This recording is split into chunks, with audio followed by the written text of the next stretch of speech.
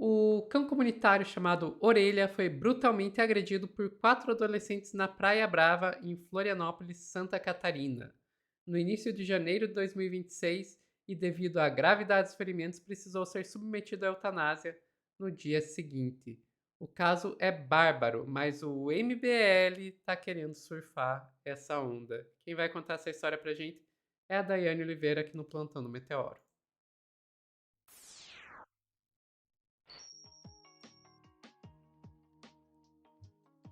Dai, esse caso realmente chocou o Brasil e tá todo mundo tentando surfar nessa onda, né? A gente já viu o Nicolas Ferreira falando sobre isso, agora vamos ver o MBL tentando surfar também. Pois é, Sophie. O MBL tenta surfar em qualquer coisa, né? Mas tem dois lados aí do MBL que a gente vai trazer aqui. Eu não vou dizer que nenhum dos dois é bom, pelo contrário, ambos são terríveis, mas a gente vai mostrar os dois lados do que seria o MBL tentando resolver alguma coisa. Nem internamente eles conseguem resolver nada, mas ok. A gente vai falar de uma pessoa aí, um integrante, um ex-integrante do MBL, um integrante complicadíssimo, que muita gente desaprova, consegue causar desagrado em muita gente, que é o Renato Impera. O Renato Impera, ele tem um canal aqui no YouTube, né, que é o Impera, e que ele teve a coragem de chamar o cãozinho orelha de cão lixo. Então, eu acho que é coragem, né? Só pode ser coragem. Vou te pedir, Sofia, não, a gente não vai ouvir o Renato Impera, a gente não vai ouvir o canal dele, a gente não vai ouvir o corte do vídeo dele, a gente não precisa passar por isso. E eu agradeço, inclusive, a Débora Camilo, que é a vereadora de Santos, de São Paulo, e ela fez um recorte trazendo a denúncia do que o Renato falou. Vou te pedir para trazer na tela, Sofia, por favor, que ela faz essa crítica, justamente. Ela fala, né, como é revoltante, mas não me surpreende nada. Um membro influente do MBL, Renato Impera, não teve nenhuma vergonha de atacar o cão Orelha. Ele chamou o Orelha de cão lixo e ironizou toda a mobilização por justiça. E ela cita que essa banalização da violência desprezo pela vida, perdão, e celebração da crueldade, hoje com o cão Orelha, é a mesma prática de ódio dos que se dizem cidadãos de bem. E é exatamente isso.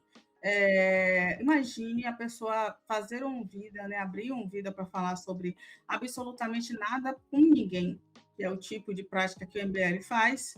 E o Renato, nesse vídeo, fala sobre a irrelevância do cachorro, do Orelha. E eu vi o vídeo, e não é nem um pouco satisfatório.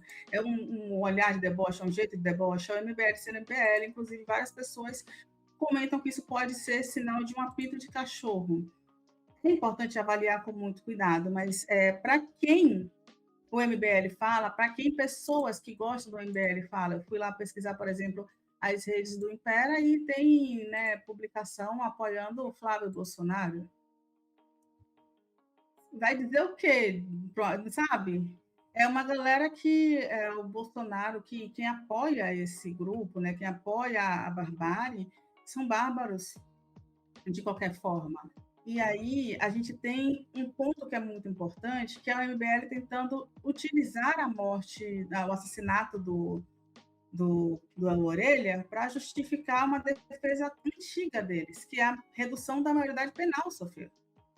E a gente vai ouvir isso muito claramente, por exemplo, no discurso do Kim Kataguiri. Vamos ouvir? Aí, gente, não dá para trazer o discurso do Kim todo escrito, desculpa, perdão, não dava mesmo. Então a gente vai ter que ouvir um pouquinho do Kim, tá? Tudo bem, gente? Imagina você colocar um prego na cabeça de um cachorro e martelar e torturar até que ele morresse. Foi isso que 4 psicopatas mirins fizeram em Santa Catarina com o cachorro Orelha. Torturaram um cachorro até a morte, um cachorro conhecido, querido pela comunidade. O Orelha é o nosso amigão. É amigão de todo mundo. Muita dor.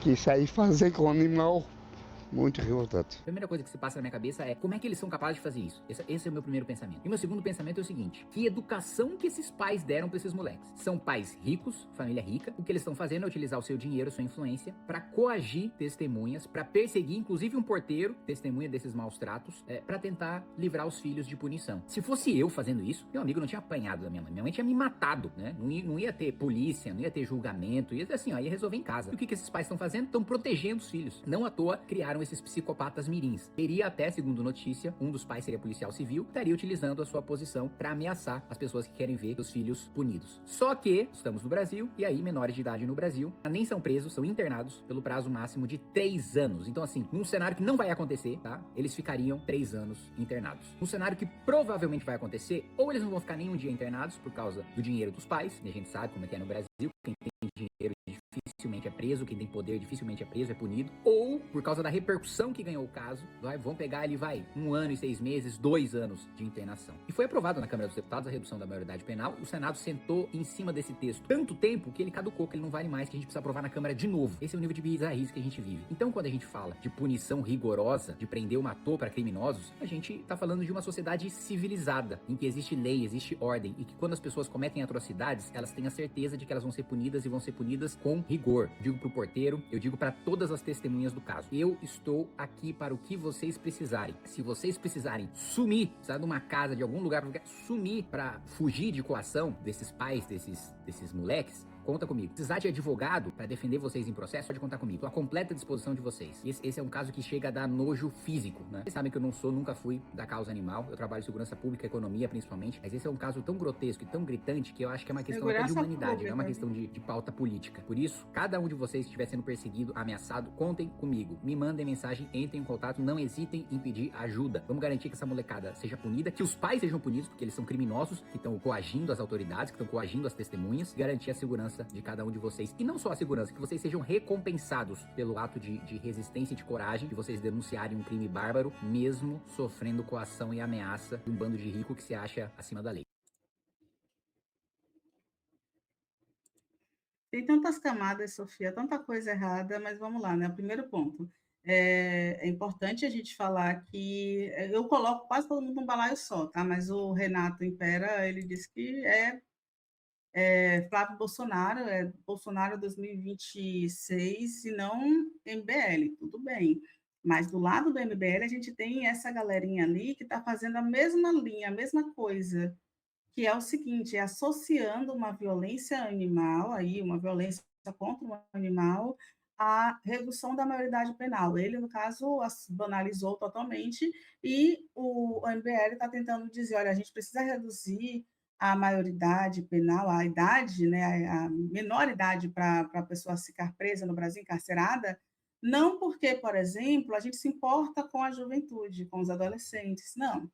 Não, se você for analisar as votações do MBL, da turminha do MBL, a gente não tem ali, por exemplo, uma defesa das crianças e adolescentes no nosso país.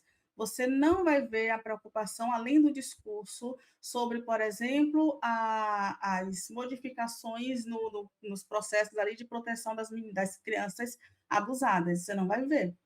Você não vai ver ali uma punição maior para quem cometeu crimes contra criança e adolescente. Você não vai ver. Você vai ver basicamente aquele discurso generalizado, né? É aquele discurso de a gente tem que dar educação, a gente tem que proteger, a gente tem que punir. Mas tá, faz isso como? Não sei. Sabe? Não sabe e não tem interesse nenhum em fazer políticas públicas, Sofia, em aplicar leis, em cobrar a fiscalização. Eu não sei se o Kim Kataguiri, por exemplo, já foi no Conselho Tutelar. Me arrisco a dizer que se ele foi, sabe, ele não passou da porta, assim, tirou uma foto e saiu, porque ele não deve conversar com funcionários públicos, conselheiros tutelares, com pessoas que cuidam de pessoas em situação de rua, não deve, é um discurso raso, é um discurso pífio, é um discurso ruim. E quando a gente ouve, por exemplo, um caso desse, né? Eu sou da pauta da segurança pública. Estudou aonde? Aprendeu aonde? Sabe? É importante a gente perguntar isso. E o Kim Kataguiri, em si, ele falar da redução da maioridade é uma ideia, é um discurso, né? Se a gente vai ouvir, inclusive, em gente tipo Moro, se a gente for pensar que hoje, no encarceramento, na população geral encarcerada, acontece exatamente isso que ele fala, quem é que vai ficar preso? Quem tem dinheiro, quem não sei o que lá, quem tem boa família não fica preso? É exatamente isso que acontece nos presídios, ou seja, a redução da maioridade é para que as pessoas fiquem presas, então a gente precisa mudar todo um sistema penal brasileiro. Ele tem interesse em meter a mão, uma cumbuca no sistema penal brasileiro, Sofia? Eu só aposto que não. E você? Talvez sim, talvez ele tenha para terceirizar, porque aí a terceirização é interessante, porque gera, ó, dinheiro. E é o que, por exemplo, a gente ouve a Angela Davis denunciar nos Estados Unidos, e aqui no Brasil já segue o mesmo caminho, sobre quanto custa uma pessoa encarcerada. Muitas vezes um estudante custa centavos para o Estado, enquanto uma pessoa encarcerada chega a custar milhares ao todo, né, do final do ano. Então, o que é interessante, de fato, investir? Sendo que a gente tem alguns casos extraordinários, de fato, tipo o Champinha, né, o que assassinou a Liana Friedenberg e acho que é Lucas Café, não lembro o nome do namorado dela, perdão, pessoal. Mas o Champinha é um caso, por exemplo, que pelo fato dele ter sido preso como menor e ser identificado que ele não teria condições de voltar a uma sociedade, e foi identificado isso por quê? Porque ele teve o acolhimento correto de um regime de encarceramento, que é ter acolhimento psicossocial, ter um acolhimento, ter acompanhamentos. E esse é um fato que faz com que o Champinha ainda esteja preso. Então, é uma coisa importante para a gente compreender. Não é aleatório, a gente tem que ter um sistema que ressociabilize. E isso não é sobre defesa de quem é bandido, de quem não é bandido, isso é uma outra coisa.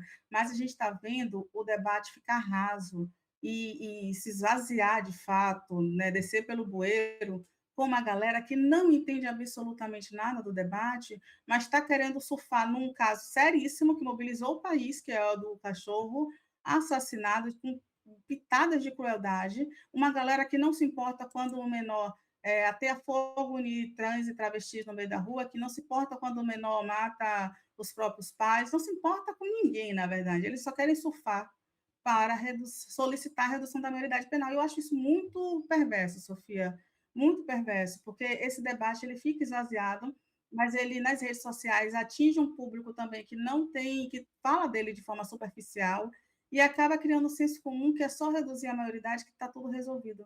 E não é. Não, não é. Definitivamente não é. E eu acho que.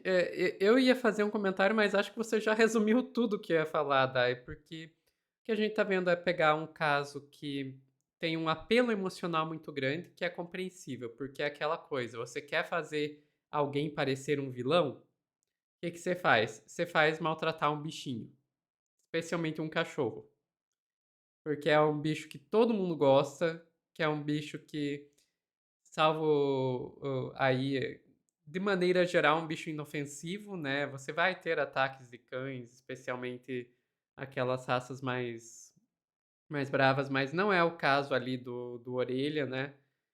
Então, é muito fácil você provocar em pessoas de qualquer espectro ideológico, pessoas de qualquer gênero, qualquer idade, um grande sentimento de revolta quando você tem um ataque a um cachorro, né? E daí você pega esse caso e tenta fazer o uso político dele.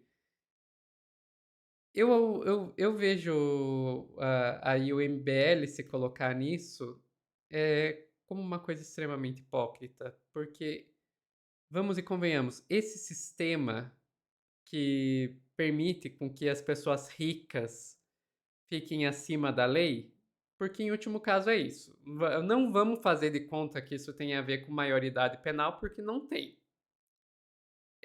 Jovens dessa classe social e dessa cor desses rapazes iriam sair livres dessa independente do que acontecesse.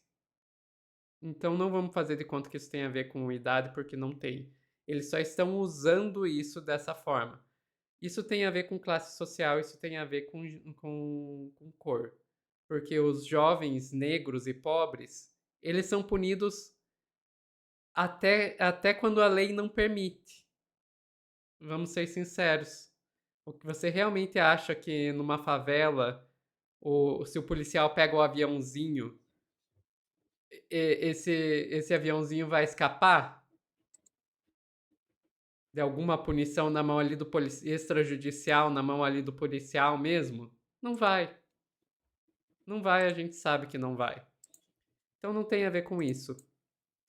E a outra coisa que me faz. E o MBL, eles defendem o sistema que permite isso. Porque, gente, desculpa.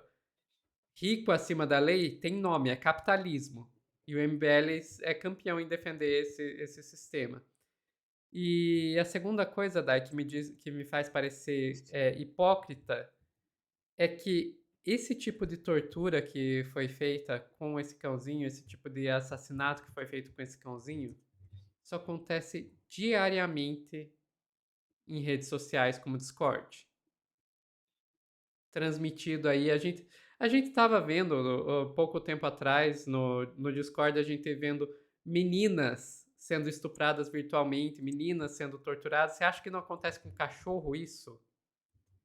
Esse tipo de coisa acontece rotineiramente. E quem é que são os primeiros a pular na frente das Big Tech e dizer não, não pode regular, não pode regular? O MBL. Então daí eles agora virem fazer todo esse drama aí. Ah, pelo amor, né? Me poupe, Kim. Mas aí O vão dizer Renan que... também, tá? O Oi? Renan também está assim, É, campanhas. E tem o Renan também. O Renan está na campanha seríssima. Ele tem interesse também, inclusive pedindo punição severa ali, não sanguinária, não, justamente a gente já falou sobre isso, não um linchamento, mas ele fala em punição para os responsáveis, os pais dos menores ali também. exatamente. Agora, punição para os pais dos menores tem que ter mesmo.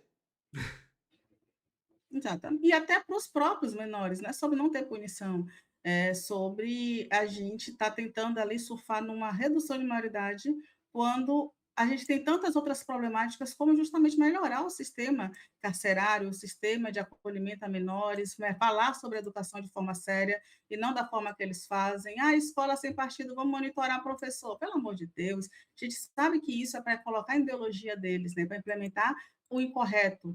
Esse é um outro problema do MBL. Na verdade, tem tantos problemas do MBL que a gente ficaria horas listando aqui, gente. É difícil até de citar. Exatamente. Enfim, ficamos por aqui, Dai. Ficamos, Sofia. Pessoal que está assistindo ao vivo, não saiam daí que a gente já volta com mais notícias aqui no plantão do Meteoro.